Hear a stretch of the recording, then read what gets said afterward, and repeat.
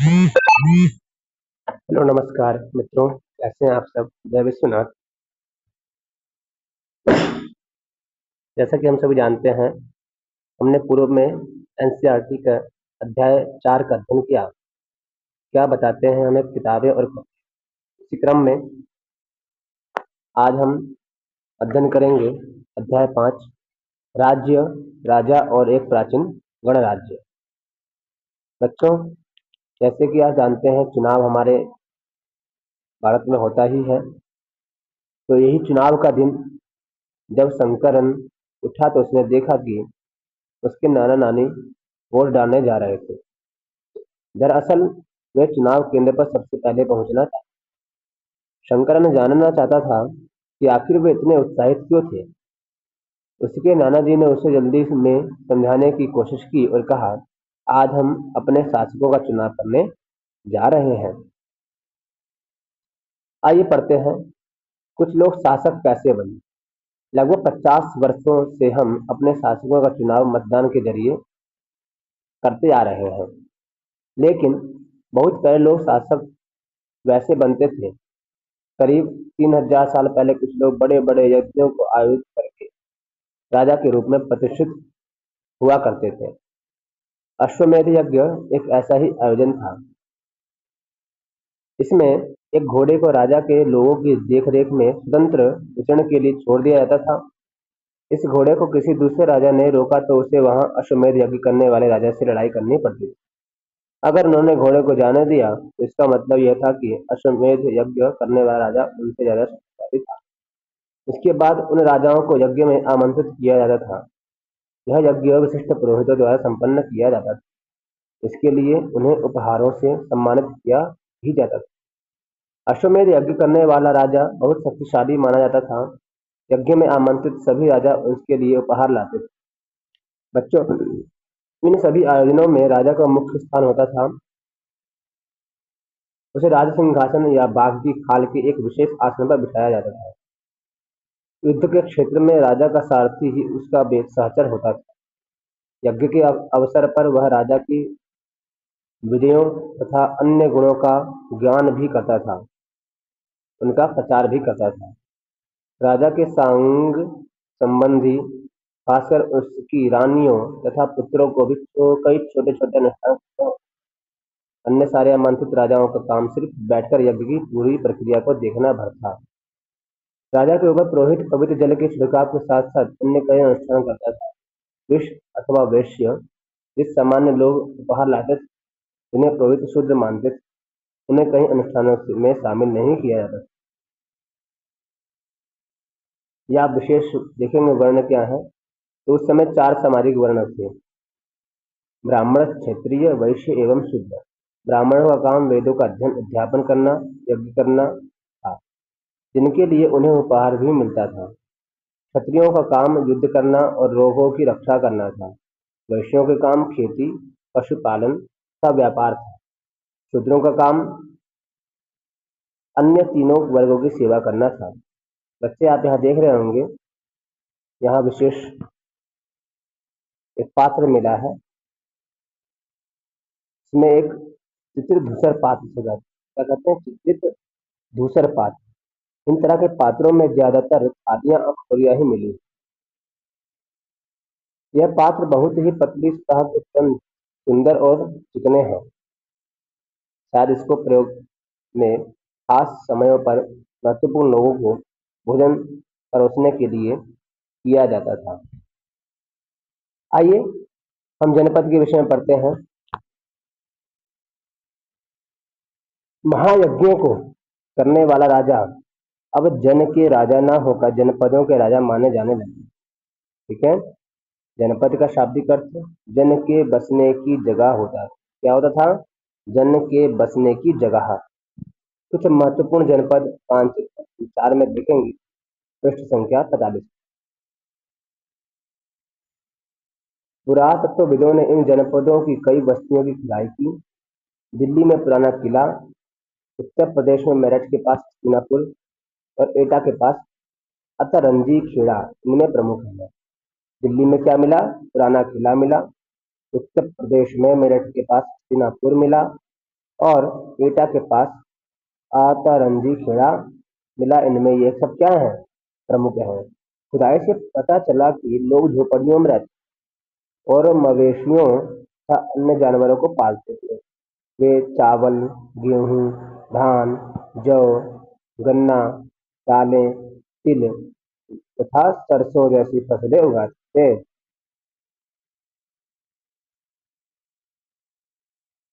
बिल्कुल, लोग मिट्टी के बर्तन भी बनाते थे। इनमें कुछ सर और लाल रंग के होते थे।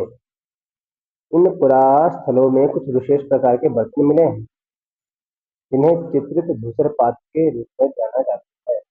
जैसा कि इनके नाम से स्पष्ट है, इन बर्तनों पर चित्रकारी की गई है। ये आमतौर पर सरल रेखाओं तथा ज्यामितीय आकृतियों के रूप में है। क्या है? ज्यामितीय आकृतियों के रूप में है। आइए, जनपद किसने जान लिया। जनपद वह होते हैं जहां पर लोगों के बसने की जगह हो, जनों के राजा ना हो। ये महाजनपद है। जनपद के क्या होने लगे, जनपद के राजा कहलाने लगे। इसी क्रम में आता है जनपद के बाद महाजनपद।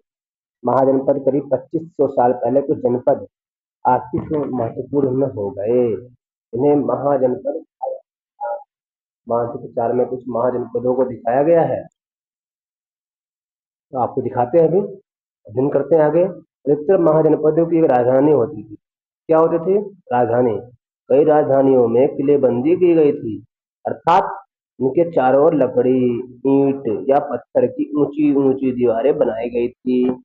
बच्चों, तो आप देखिए उस महाजनपद, जहाँ जनपद देख पा रहे होंगे आप, ये देखिए।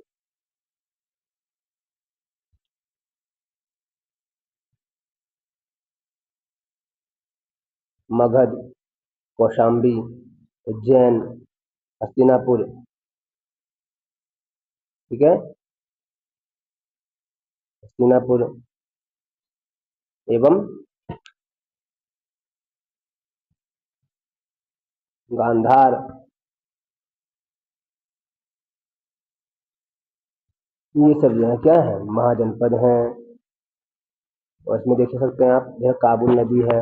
नदियों के विषय में जान लें यदि हम, तो सिंधु नदी में मिलने वाली ब्यास, सतलुज, रावी, चेनाब और झेलम, ये 5 नदियां। गांधार और तक्षशिला, जैसे आप जानते हैं यहाँ पर गांधार और तक्षशिला हो गया। यह है कुरु, यमुना नदी, हस्तिनापुर, पांचाल। हस्तिनापुर कहाँ मिला है? तो उत्तर प्रदेश में। तो गंगा नदी बहती है यहीं से। चंबा नदी, अवंती, उज्जैन। नर्मदा नदी है, ताप्ती नदी है, कृष्णा नदी है, तुंगभद्रा, कावेरी नदी, पेन्नार नदी, ब्रह्मपुत्र नदी, ये सब नदियों के नाम है। इसमें विशेष करके हमें ध्यान देना है। इसमें क्या देना है? तो इसमें महाजनपदों का ध्यान देना है। तो जनपद की राजधानी है, उज्जैन की जनपद की राजधानी अवंती है। ठीक है, तक्षशिला है, गांधार है, ये सब क्या है? महाजनपद है। आइए आगे पढ़ते हैं। ऐसा लगता है कि लोगों ने अन्य राजाओं के आक्रमण से डरकर अपनी सुरक्षा के लिए इन किलों का निर्माण किया। कुछ राजा अपनी राजधानी के चारों ओर विशाल, ऊंची और प्रभावशाली दीवार खड़ी कर दी। अपनी समृद्धि और शक्ति का प्रदर्शन भी करते थे। इस तरह से किले के अंदर रहने वाले लोगों और उस क्षेत्र पर नियंत्रण रखना भी सरल हो जाता होगा। इस तरह की विशाल दीवार बनाने के लिए व्यापक योजना की आवश्यकता थी और लाखों की संख्या में ईंटों तथा पत्थरों का इंतजाम करना पड़ता था। हजारों स्त्री पुरुषों तथा बच्चों ने इसके लिए अथम प्रयास किया होगा। इनके लिए संसाधनों की आवश्यकता भी पड़ी होगी। बेटा, आप ये देख पा रहे होंगे कौशाम्बी किले की दीवार। देखिए कौशाम्बी कहाँ है यहाँ पर, या कौशाम्बी यहाँ देख पा रहे होंगे। कौशाम्बी यहाँ देख पा रहे होंगे आप। ये देखिए, फिर आपको कौशाम्बी, ये कौशाम्बी है। ये चित्र आधुनिक उत्तर प्रदेश के इलाहाबाद के पास मिली। कहाँ मिली है ये कौशाम्बी? कहाँ है? तो उत्तर प्रदेश का। कहाँ मिली है? तो कौशाम्बी उत्तर प्रदेश के इलाहाबाद के पास मिली है। यह कौशाम्बी किला की दीवारें ईंट की दीवार का अवशेष है। यह इसके एक भाग का निर्माण लगभग संभवतः 2500 साल पहले हुआ था। 2500 साल पहले किया। देखिए, अब राजा सेना रखने लगे थे। सिपाहियों को नियमित वेतन देकर पूरे साल रखा जाता था। कुछ भुगतान संभवतः आहत सिक्कों, पृष्ठ संख्या 70 पर देखेंगे आप, तो आहत सिक्कों के रूप में होता था। इन सिक्कों के बारे में आप हम कहाँ पढ़ेंगे? अध्याय 8 में पढ़ेंगे। अब देखिए आगे क्या कहते हैं। महाजनपदों के राजा ऋग्वेद में उल्लेखित राजाओं से किस प्रकार भिन्न थे? जो अंतर बताइए। तो वह जो है झोपड़ियों में रहते थे और यह महलों में रहते थे, किलेबंदी में रहते थे। इस प्रकार से आप एक और इसका अंतर आप विचार करिए बच्चों। कर, अब देखिए कर के विषय में क्या कहें। कर कह रहे कि महाजनपदों के राजा विशाल किले बनवाते थे और बड़ी सेना रखते थे, इसलिए इन्हें प्रचुर संसाधनों की आवश्यकता होती थी। इसके लिए उन्हें कर्मचारियों की भी आवश्यकता होती थी। अतः जहाँ जनपदों के राजा लोगों द्वारा समय समय पर लाए गए उपहारों पर निर्भर न रह करके अब क्या करते थे? नियमित रूप से कर वसूलते थे। समझिए दूसरा अंतर क्या है इसका? इनको अब उपहार नहीं लेते, ये अब कर लेते। जैसे फसलों पर लगाए गए कर, फसलों पर लगाया गया कर, कारीगरों के ऊपर लगाए गए कर, कारीगरों के ऊपर लगाए गए कर, पशुपालकों को जानवरों या उनके उत्पाद के रूप में बन कर देना पड़ता था। पशुपालकों को जानवरों या उनके उत्पाद में कर देना पड़ता था। व्यापारियों को सामान पर कर देना पड़ता था। अब खेतों संग्राहकों को जंगल से प्राप्त वस्तुएं देनी होती थी। ठीक है। दूसरा आखेट का खाद्य संग्राहक जंगल से प्राप्त वस्तुओं में क्या देते हैं? तो फल, फूल, कंदुए, लकड़ियाँ, ये सब इनको दिया जाता होगा। कृषि में परिवर्तन कैसे हुए? इस युग में कृषि के क्षेत्र में दो बड़े परिवर्तन आए। हल्के फाल अब वो लोहे के बनने लगे। क्या बनने लगे? हल्के जो फाल थे वह किसके बनने लगे? तो लोहों के बनने लगे। लोहों के बनने लगे और जिससे कि वह लोहे की तुलना में, लोहे के फाल लकड़ी की तुलना में क्या थे? आसानी से जोता जा सकता था। बच्चों ध्यान दीजिएगा, इससे फसलों की उपज बढ़ गई। दूसरे लोगों ने धान के पौधों का रोपण शुरू किया, अर्थात खेती में बीज छिड़ककर धान उपजाने के बजाय धान के पौधा तैयार कर कर उनका रोपण किया गया। अब पहले की तुलना में बहुत ज्यादा पौधे जीवित रह जाते थे, इसीलिए पैदावार भी ज्यादा होने लगी। पैदावार भी ज्यादा होने लगी। आगे देखिए सूक्ष्म निरीक्षण मगध। कह रहे मानचित्र 4 देखिए, उसमें मगध को ढूंढने। चलिए आइए मगध को देखते हैं हम लोग। हमने कौशाम्बी ढूंढा उत्तर प्रदेश में, वही हम लोग देखेंगे मगध, पटन पाटली। ठीक है, मगध ये रहा, दिख रहा है आपको? ये मगध है। आइए इसके विषय में क्या कह रहे हैं। कह रहे हैं कि लगभग 200 सालों के भीतर, कितने सालों के भीतर? तो 200 सालों के भीतर मगध सबसे महत्वपूर्ण जनपद बन गया। गंगा और सोन जैसी नदियां मगध से होकर बहती थी। आइए गंगा, देख पा रहे हैं आप? ये गंगा नदी गंगा नदी जो है गंगा नदी जा रही है, ये जो है मगध से होकर जा रही है। और सोन नदी, ये सोन नदी भी मगध से होकर जा रहा है। दूसरा आपको ये रहा कौशाम्बी के नीचे, ये दो नदियां आती थी उनसे होकर के, इसके कारण वहां जनपद बन गया, महत्वपूर्ण जनपद बन गया।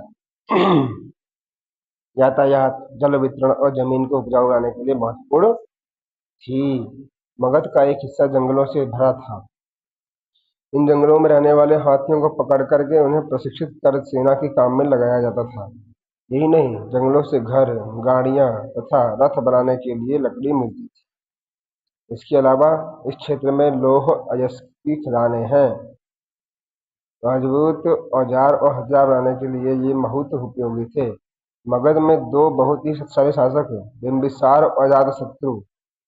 क्या नाम था? बिंबिसार और अजातशत्रु, जो बहुत ही शक्तिशाली शासक। अन्य जनपदों को जीतने के लिए ये हर संभव साधन अपनाते थे। महापद्मनंद एक और महत्वपूर्ण शासक थे। कौन कौन हो गए? बिंबिसार, अजातशत्रु और महापद्मनंद। उन्होंने अपने नियंत्रण का क्षेत्र इस उपमहाद्वीप के उत्तर पश्चिम तक फैला लिया था। उत्तर पश्चिम तक फैला लिया था। बिहार में राजगीर है। आधुनिक क्या है इसका नाम? राजगीर। बिहार में राजगीर है, देख लेते हैं अभी। बिहार में राज देख पा रहे होंगे आप, ये बिहार का राजगीर है। ये इसका नाम अब क्या पड़ गया है? राजगीर। क्या नाम पड़ गया इसका? इसका नाम पड़ गया है राजगीर।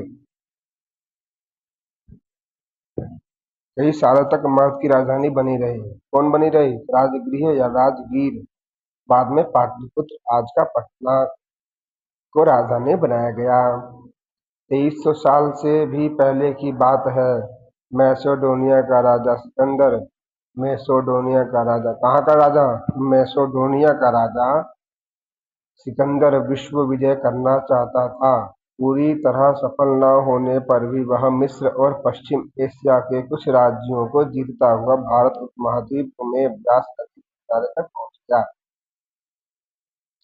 ठीक है, सिंधु नदी जहाँ पर मिलती है, सिंधु नदी से जहाँ मिलती है सारी नदियाँ, यास, सतलुज, झेलम, चेनाब, ये नदियाँ जो मिलती हैं उनसे वहीं उधर आए, व्यास नदी के किनारे पहुंचा। जब उसने मगध की ओर कूच कराना चाहा तो उसके सिपाहियों ने इनकार कर दिया। वे इस बात से भयभीत थे कि भारत के शासकों के पास पैदल, रथ और हाथियों की बहुत बड़ी सेना थी। पैदल भी थे, रथ भी थे और हाथियां भी। आइए दूसरा विषय देखते हैं। हमने देखा मगध, अब सूक्ष्म निरीक्षण के विषय कर रहे हैं। दूसरा है वज्जी। जैसा कि हमने ऊपर पढ़ा, मगध एक शक्तिशाली राज्य बन गया था। उसके नजदीक ही वज्जी राज्य था। इसकी राजधानी क्या थी? वैशाली थी। बिहार में है। यहाँ एक अलग किस्म की शासन व्यवस्था थी जिसे गण या संघ कहते थे। आइए आपको हम दिखाते हैं वज्जी राजधानी। संघ या गण कहते हैं। हम यहाँ देखेंगे वज्जी। ये कौशाम्बी दिख रहा है आपको? ये कौशाम्बी को क्या है? ये वज्जी,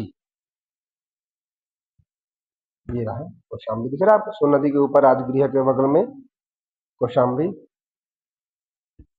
वैशाली, वैशाली जो है मगध के ऊपर वैशाली, इसके बगल में क्या दिया हुआ है? वज्जी। ये देखिए वज्जी दिख रहा है आपको? वज्जी इसकी राजधानी थी वैशाली की। यहीं पर क्या है, यहाँ पे एक अलग ही किस्म प्रकार के जो है शासन चलता था, अलग तरीके का। ठीक है, अलग प्रकार राजा था जिसकी राजधानी क्या थी? वैशाली थी। यहाँ पर शासन व्यवस्था जिसे गण या संघ कहते थे। गण या संघ में कई शासक होते थे और इनमें से प्रत्येक व्यक्ति राजा कहलाता था। ये सभी राजा विभिन्न अनुष्ठानों को एक साथ संपन्न करते थे। सभा में बैठ करके बातचीत, बहस और वाद विवाद के जरिए तय करते थे कि क्या करना है और किस तरह करना है। शत्रुओं के आक्रमण से निपटने के लिए वे मिलकर चर्चाएं करते। स्त्रियां, दास तथा कम्मकार इन सभाओं में हिस्सा नहीं ले सकते थे। स्त्रियां नहीं ले सकती थी, दास नहीं ले सकती थी, कम्मकार नहीं ले सकती थी। इनको यहाँ पर कोई स्थान नहीं दिया गया। बच्चे आगे देखिए, वज्जी संघ का यह वर्णन दीघ निकाय से लिया गया है। वज्जी संघ का वर्णन कहाँ से लिया गया है? दीघ निकाय से लिया गया है। दीघ निकाय एक प्रसिद्ध बौद्ध ग्रंथ है। दीघ निकाय कौन किसका ग्रंथ है? तो बौद्ध ग्रंथ है। इसमें बुद्ध के कई व्याख्यान दिए गए हैं। इन्हें करीब 2300 साल पहले लिखा गया था। कितने 700 साल पहले लिखा गया था? 2300 साल पहले। यहाँ पे हम देख रहे हैं 2300 साल पहले ही एक मैसेडोनिया राजा था सिकंदर, उसका वह विजय, विश्व विजय करना चाहता था, किंतु बिहार में उसने प्रवेश नहीं कर पाया। अजात शत्रु और वज्जी संघ देखिए, अजातशत्रु वज्जी संघ पर आक्रमण करना चाहते थे। उन्होंने अपने मंत्री वत्सकार को बुद्ध के पास सलाह के लिए भेजा। बुद्ध ने उनसे पूछा कि क्या वज्जी सभाएं नियमित रूप से होती हैं, वैसे उनमें सभी सदस्य उपस्थित होते हैं। जब उन्हें पता चला कि ऐसा होता है, उन्होंने कहा कि वज्जीवासी तब तक उन्नति करते रहेंगे जब तक वे पूर्ण और नियमित सभाएं करते रहेंगे, आपस में मिलजुल कर काम करते रहेंगे, पारंपरिक नियमों का पालन करते रहेंगे, बड़ों का सम्मान समर्थन उनकी बातों पर ध्यान देते रहेंगे, वज्जी महिलाओं के साथ जोर जबरदस्ती नहीं करेंगे, उन्हें बंधक नहीं बनाएंगे, शहरों तथा गांवों में चैत्यों का रखरखाव करेंगे और विभिन्न मतावलंबी संतों का सम्मान करेंगे और उनके आने या जाने पर कोई रोक नहीं लगाएंगे। कई शक्तिशाली राजा इन संघों को जीतना चाहते थे। इनके बावजूद भी इनका राज्य से लगभग 1500 साल तक चलता रहा। उसके बाद गुप्त शासकों ने गण और संघ पर विजय प्राप्त कर ली, उन्हें अपना राज्य में शामिल कर लिया। इसके विषय उनका पढ़ेंगे तो अध्याय 9 में पढ़ेंगे। प्यारे विद्यार्थियों, उपयोगी शब्द देख लीजिए। राजा, अश्वमेध, वर्ण, जनपद, महाजनपद, किलेबंदी, सेना, कर, कोष, पौधारोपण, गण अथवा संघ। इनके प्रश्नोत्तर हम आप करवा देंगे। ना क्या करके। जय विश्वनाथ। धन्यवाद।